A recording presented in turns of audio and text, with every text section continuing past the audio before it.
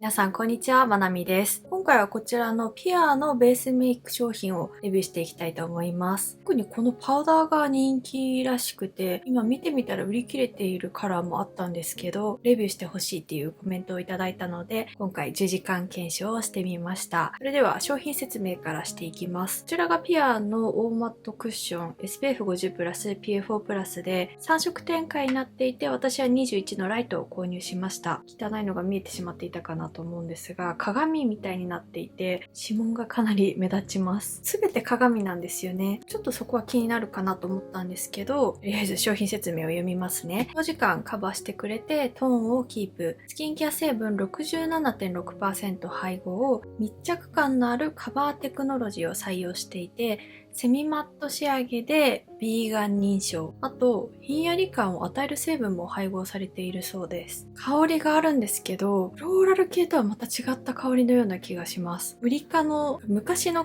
韓国のスキンケアであったような香りがします。私は好きです。次がこちらのオーグロークッション SPF40PA3+で、こちらも3色展開で私は21ライトを購入しました。エッセンスを 65% 配合していて、24時間続く保湿効果、アンチダークニング効果があって、敏感肌テスト済み、ビーガン認証済みです。名前の通りセミグロー仕上がりで、香りはこちらはフローラル系の香りな気がします。最後がこちらのオーパウダーパクトという名前で、小さめで持ち運びのしやすいパウダーなんですが、肌悩みに合わせて使える4色展開で、こちら01番ピュアホワイトです。これが人気なのか売り切れていたんですけど、他に02番クールブルー、03番ブロッサムピンク、04番ラベンダーパープルがあります。毛穴と凹凸をカバーしてくれて、さらっとしたベルベットフィニッシュ、皮膚刺激テスト済みです。香りはありません。スウォッチをしてみました。上がマット、下がグローです。ほぼ同じに見えてると思いますが、マットの方が少し黄みが強めで、グローの方が明るめです。でもほんのわずかの差だなって思います。パウダーは粉質も柔らかくてバサバサ系ではないです。ただ色はかなり明るいので、しっかりホワイトのパウダーです。それでは早速塗ってるところをご覧いただきますが、毛穴ニキビをアップでお見せしていきますので、苦手な方はご注意ください。それでは本日も日焼け止めから塗っていきます。スキンアクアのヒアルロンセラム UV SPF50+PA4+ です。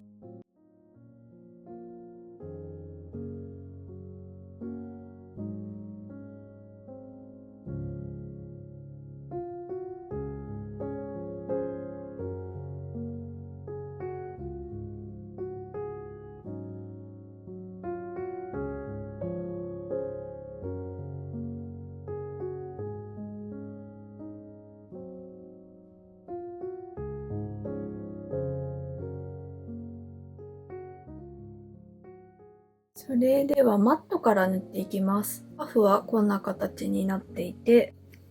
つけて蓋で量を調節してから塗っていきます。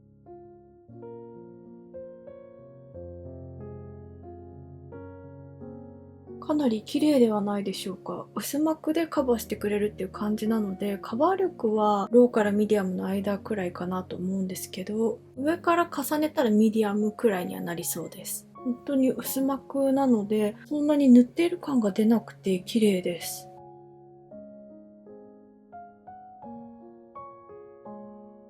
このパフ、鼻の横にフィットするので塗りやすいです。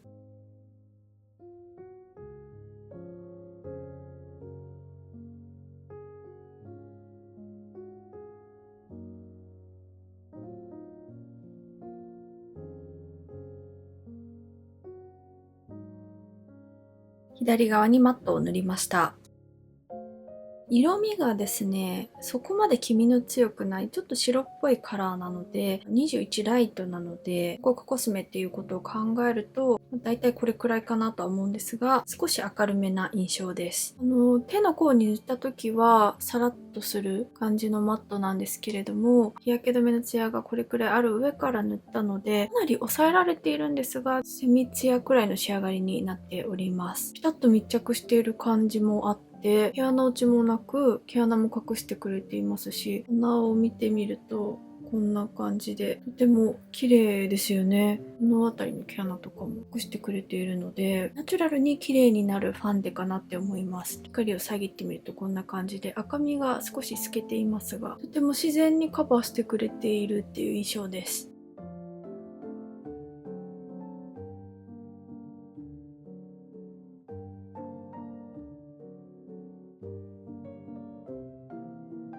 次はグローの方を塗っていきます。パフは同じ形なんですけれども、こちらの方が柔らかい気がします。ここが透明なものは初めてなので、今驚いているんですけれども、使っていきます。両方ともこのクッションは固めなので、少ししっかりめに押すとつくかなっていう印象ですね。こちら側に塗っていきます。かなり少量つくっていう感じですね。こちらのグローもかなり綺麗につきますね。ファンデーションの取れる量が少ないので何回か重ねる必要はありますが、全然毛穴落ちとかも今のところはないですし、こすって塗っても毛穴落ちしないので、とても綺麗です。マットよりはしっかりめに塗るかなと思いますが、厚み感はないです。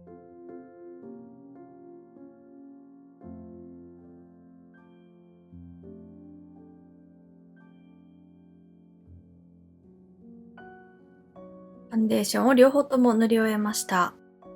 おでこはこちらは量が多めに乗っているのでカバー力が高くなっていますが、全体的にグローの方が白く明るくなっている感じはあるので、カバー力あるのかなっていう気がします。マットの方が薄く塗りやすいっていうのもあると思うんですけど、その辺りの赤みとかはこちらの方が見えていますね。ツヤ感とかを比べてみるとこんな感じで、やっぱり圧倒的にこちらの方がグロー、ツヤっていう仕上がりになっているので、毛穴落ちしてこないかとかが心配なんですけど、今日も10時間検証するので見ていきます。両方とも綺麗に塗れたので、ヘアのファンデーションっていいですね。日常使いしやすいファンデーションじゃないかなって思いました。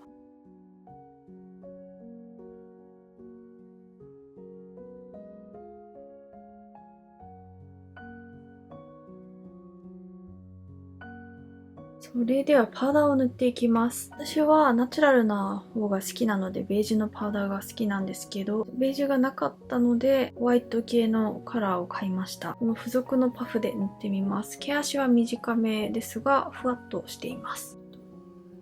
上から重ねると、やはりかなり明るくなりますね。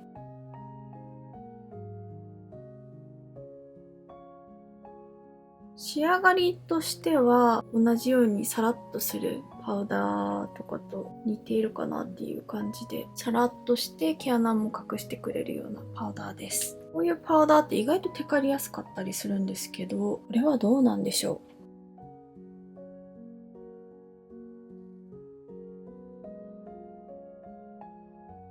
う。塗っていない方と塗ってる方では毛穴がぼかされている感じがしっかりとあって肌が綺麗に見えるのでとてもいいです。ただ私的にはやはり明るくなりすぎてしまうのが苦手なので、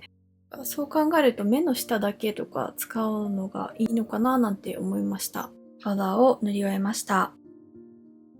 今回使った商品すべて綺麗でした。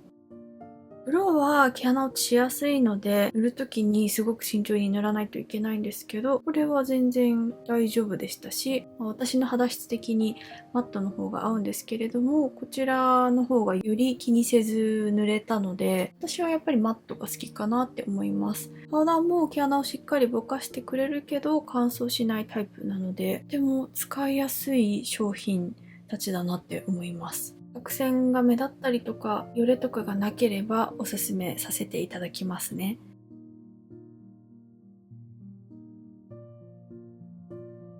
こちらは4時間後の動画です。おでこはこんな感じで、そこまで皮脂は出てきていません。あと左右差もあまりないかなと思います。塗った直後に乾燥しないってお話ししたと思いますが、数時間後、2時間後とかに歯を動かした時に若干乾燥してるかもと思ったので、本当はミストを振りかけたかったんですが我慢しました。今は全然乾燥は感じていないので大丈夫なんですが、顔の動かしにくさはあったかなと思います。今湿度が 33% でそろそろ加湿器をつけないといけないかなと思っているんですけど、そのおかげもあるのか全然テカっていません。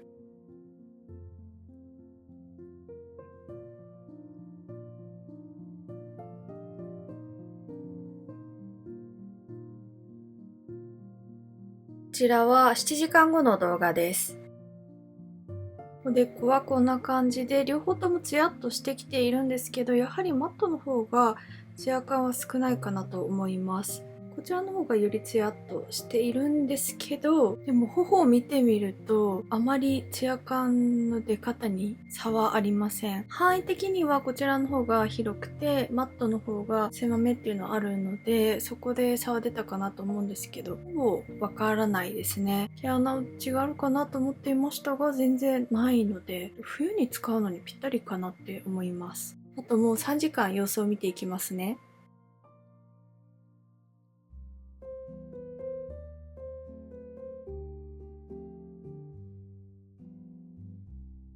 こちらは10時間後の動画です。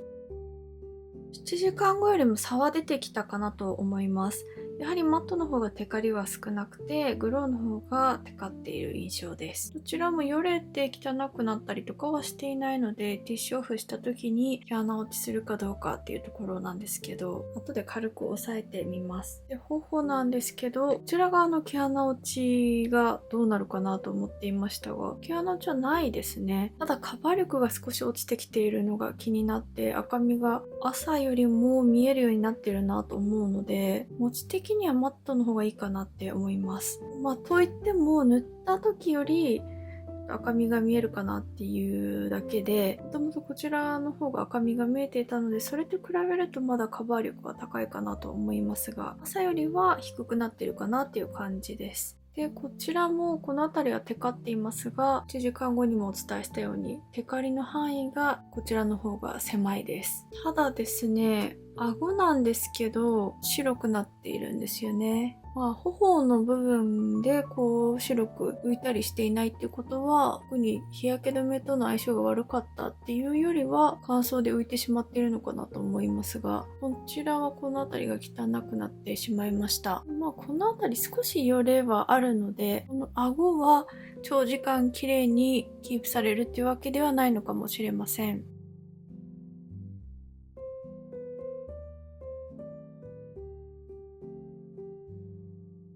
さあ、ティッシュオフをしてみます。おでこはいつもお見せしておりませんが、先ほどどうなるか見るってお伝えしたので、少し撮影してみます。ティッシュオフだけで綺麗になったので、毛穴落ちもないですし、よれている部分もなくて、簡単にテカリを抑えることができます。で、頬と鼻なんですが、どちらが綺麗かって言われたら、マットの方かなって思いました。グローの方が白く肌の上に乗る感じがあったので、それが少し固まっているような、全然言われなかったら気にならない程度ですが、角栓でもないんですけど、その白くなっている部分が少しだけ見えます。パウダーを上から重ねてみると、かなり元通りになっている気がします。こ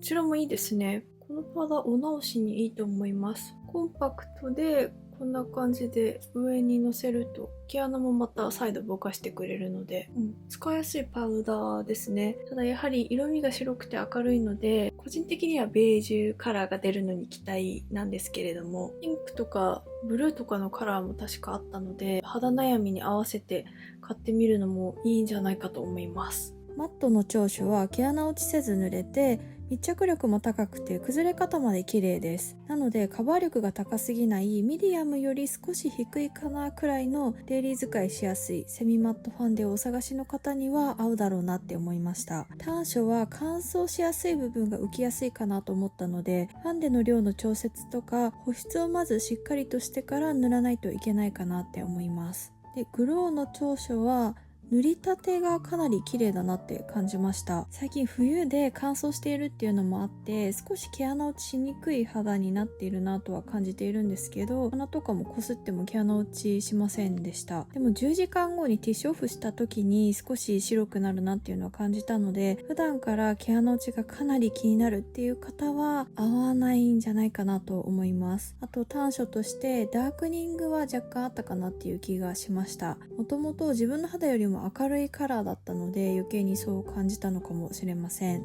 パウダーパクトは粉質が良くてしっとりサラッとしている感じです。塗ると見た目もサラサラになって陶器肌にしてくれるんですけど、触ってみるとしっとり感も残っていたので、のせすぎなければ乾燥しません。ただ私はのせすぎてしまったので少し乾燥を感じましたが、冬でも問題なく使えるなと思いました。で、短所はこれは好みなんですけど、私が使った01番がかなり明るくて肌から浮く感じがありました。ピンクのカラーとかの方がいいのかなと思いましたが、私は肌の赤みが気になるのでピンクを余計に足したくないなと思って、他もブルーとかパープル系なので少し使いにくいかなと思ったんですね。なのでベージュが出たらいいのになって思っていたんですけれども、今回買った01番は口角とか鼻のトップのハイライト代わりとかに使っていこうかなと思っています。ということでここまでご覧くださりありがとうございました。ぜひ高評価とチャンネル登録もお願いいたします。予告をしておきますと、次の動画は12月12日金曜日にスキンケアの動画をアップする予定なので、